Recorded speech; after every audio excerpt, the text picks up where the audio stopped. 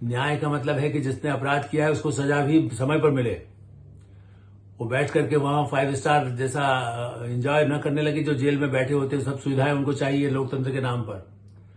America में हिरासत में लेने पर भी जिस तरह से रख दिया जाता है वो कल्पना भारत में नहीं करते हैं जो अपराध करने वाले हैं। कोई भी आज तो वो जरा बात के लिए भारत का ये आदमी ऐसा है जिसने कोई षड्यंत्र किया था उसको लेकर ये अमेरिका गिरफ्तार करके रख लेता है, उसको छुड़ाना मुश्किल है। और भारत में बड़ा से बड़ा विद्रोही जैसी हरकत करने के बाद भी न्याय, हमारे यहां तो ये परंपरा है कि वो आतंकवादी हमला करता है तब भी उसके लिए उसको होता है कि न्याय दिया जाएगा। प्रधानमंत्री ट्रूडो और उनके साथी जो भी उनकी ज्यादा भविष्य कुछ पता नहीं क्या होना है, लेकिन वो जिस तरह की बातें करें या ब्रिटेन में हो अमेरिका में हो, भारत के हितों को या भारत देश विरोधी ताकतें जो बाहर से नियंत्रित होकर भारत में गड़बड़ पैदा करती हैं, चीन।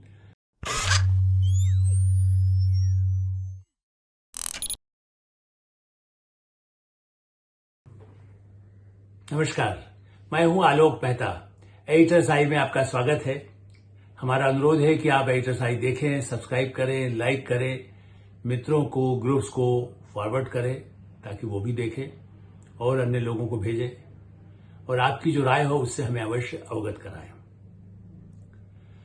भारत में बड़ी चुनौती क्या है? विघटनकारी तत्व, शिक्षा में घोटाला, भ्रष्टाचार, अत्याचार, पूर्व से लेकर पश्चिम तक समस्याओं को लेकर के लोगों की चिंता, किसानों का दर्द।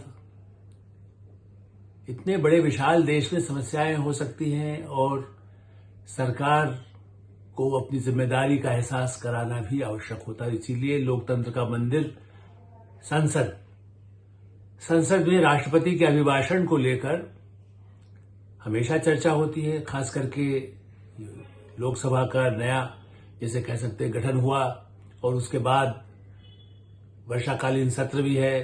पहले ऐसी स्थिति में राष्ट्रपति के संबोधन की एक जो गरिमा है और उसमें संबोधन निश्चित रूप से सरकार, चूंकि राष्ट्रपति की अनुकंपा जिसको कहा जाता है, जब शपथ ली जाती है तो कहा जाता है कि राष्ट्रपति ने उन्हें नियुक्त किया, तो सरकार उनकी है और इसलिए वो वक्तव्य सरकार का ही होता है। सरकार की उपलब्धियां, सरकार की चुनौतियां का जिक्र है और उसमें मुद्दा उन्होंने जो उठाया बहुत बड़ा, राष्ट्रपति आदरणीय श्रीमती द्रौपदी मुर्मू जी ने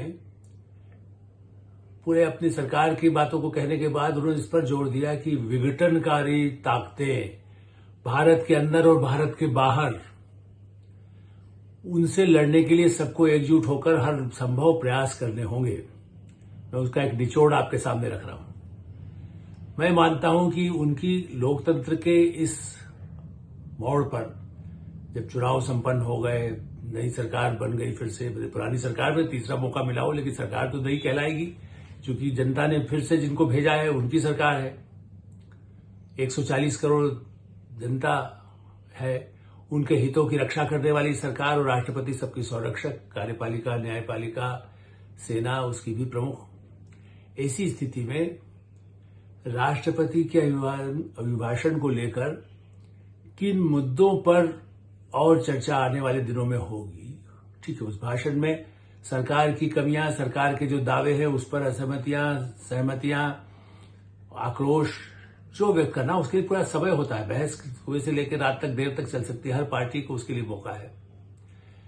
लेकिन संविधान वहां पीछे रखा जाए या सेंगोल रखा गया है उसको लेकर के हो, या इमरजेंसी शब्द का उपयोग कहां हुआ, इमरजेंसी का उस जिक्र 50 साल होने पर, इसको लेकर जो हंगामा कांग्रेस पार्टी और उनके साथी घटक दलों ने जो किया है, नेता, क्या विघटनकारी देश विरोधी ताकतों पर चिंता की बात, उस पर सहमति व्यक्त करने का वक्तव्य पहला नहीं आना चाहिए कि नहीं हम इसके खिलाफ लड़ेंगे?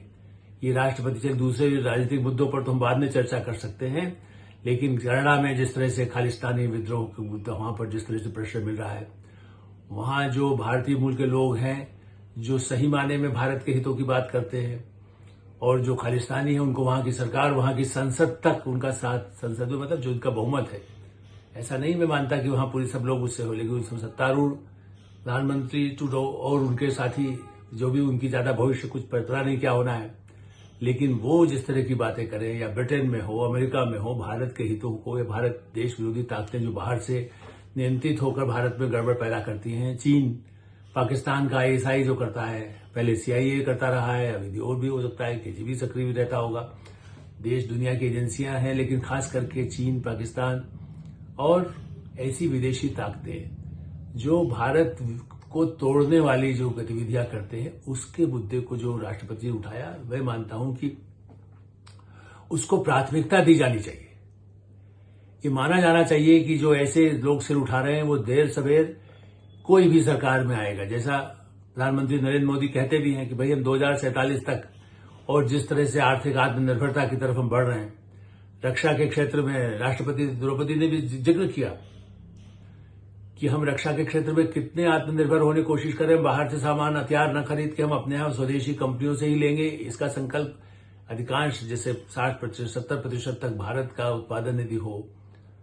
अमेरिका तो यही हथियारों का धंधा दुनिया में करके ही संपन्न बना है। स्वीडन, ब्रिटेन, फ्रांस, आज भारत उसकी श्रेणी में है। हम पहले से भी कुछ निर्यात कर रहे हैं, लेकिन और जब बने तो हमारे यहां तो उसकी आपूर्ति हो सके। तो ऐसी स्थिति में विघटनकारी तत्व, भारत की आर्थिक आत्मनिर्भरता, जिन पर सकारात्मक बात करके पहली प्रतिक्रिया जो आनी चाहिए, उसके बजाय अब वो राजा चौल के समय का वो प्रतीक रहा, उसको क्यों किया गया, इसको क्यों किया गया, बने ऐसे मुद्दे जो पहले संसद की अपनी गरिमा है, और वो भी न्याय का एक न्याय दंड जिसको कहते हैं। राम राज्य का नाम लेने में तो कोई बुराई नहीं ना, गांधी जी कोई राम का नाम नहीं लेते थे। तो यदि किसी राज्य में यदि अच्छा हुआ है विक्रमादित्य के राज में, तो आप क्या कहेंगे? विक्रमादित्य का नाम वो कौन सी जाति धर्म के थे? भारत में जिसके नाम पर विक्रम संवत भी हो, बाइबल हाथ में रख करके यदि राष्ट्रपति शपथ लेते हैं अमेरिका के, तो उनके चरण में उनके साथ बैठने में, उनसे हाथ मिलाने में कांग्रेस के और दूसरे पार्टी के नेताओं को कोई संकोच नहीं है। उनका समर्थन करने में, उनकी नीतियों का समर्थन करने में भी संभव नहीं है। लेकिन भारत में यदि कहा जाए कि ये प्रतीक ऐसे हैं जो भारतीय संस्कृति से जुड़े हैं, और वो एक छोटी बात है। जो असली मुद्दे हैं वही लोकतंत्र में जनता की रक्षा, सीमाओं की रक्षा, आत्मनिर्भरता, किसानों को, युवाओं को, महिलाओं को, बुजुर्गों को, बच्चों को, शिक्षा की नीति को लेकर इन मुद्दों पर चिंता हो, उनको लेकर के बहस हो, और बाहरी ताकतों से लड़ने के लिए कैसे अदालत में और न्याय संहिता 1 जुलाई से लागू होगी, उसमें कठोरता से कैसे भारत विरोधी ताकतों को जल्दी से जल्दी, न्याय का मतलब है कि जिसने अपराध किया है उसको सजा भी समय पर मिले। वो बैठ करके वहां 5 स्टार जैसा एंजॉय न करने लगे जो जेल में बैठे होते हैं, सब सुविधाएं उनको चाहिए लोकतंत्र के नाम पर। अमेरिका में हिरासत में लेने पर भी जिस तरह से रख दिया जाता है, वो कल्पना भारत में नहीं करते हैं जो अपराध करने वाले हैं। कोई भी आज तो जरा बात के लिए भारत का ये आदमी ऐसा है जिसने कोई षड्यंत्र किया था, उसको लेकर यदि अमेरिका गिरफ्तार करके रख लेता है, उसको छुड़ाना मुश्किल है। और भारत में बड़ा से बड़ा विद्रोही जैसी हरकत करने के बाद भी न्याय, हमारे यहां तो ये परंपरा है कि वो आतंकवादी हमला करता है तब भी उसके लिए उसको होता है कि न्याय दिया जाएगा। हत्या सबके सामने सार्वजनिक रूप से की गई तब भी उसे न्यायालय के सामने पेश किया था। ये कोई वो कानून नहीं है कि उसको वहीं फांसी दे दीजिए अगले दिन।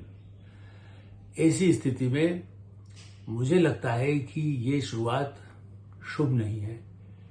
ये समय है जब सबक लेने की जरूरत है, जब राष्ट्रपति के पद की गरिमा उस समय उसका बायकॉट आम आदमी पार्टी, उनके नेता, अदालत ने उनको जेल भेजना उचित माना कि भाई अभी हिरासत में और रखेंगे या पहले जेल गए हैं, उसके लिए बहिष्कार कर दें।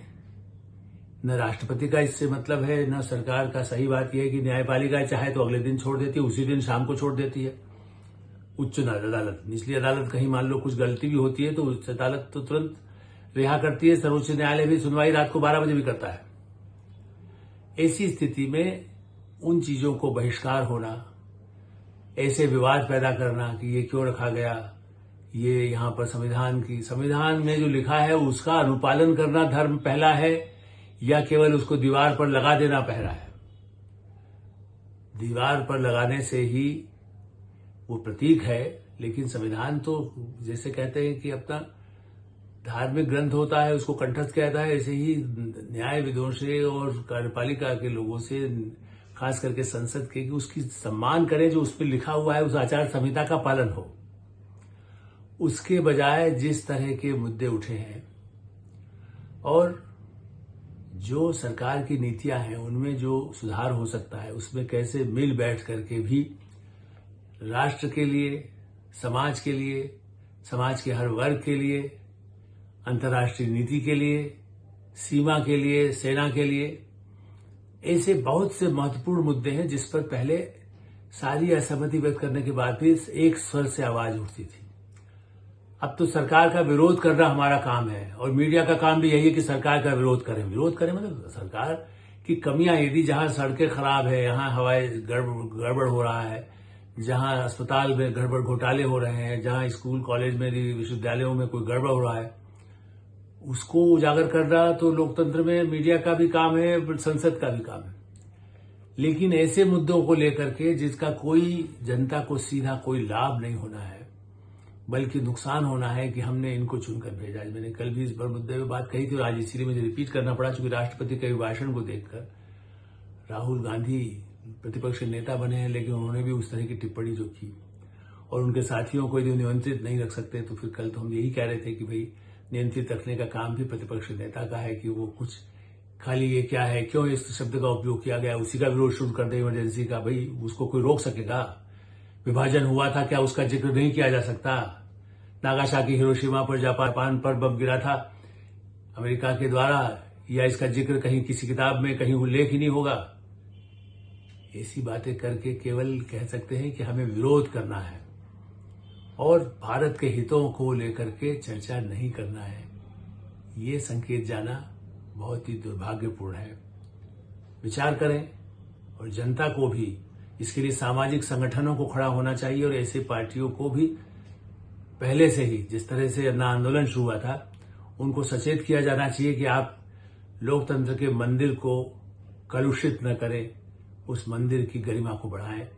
यही सबकी कामना होनी चाहिए।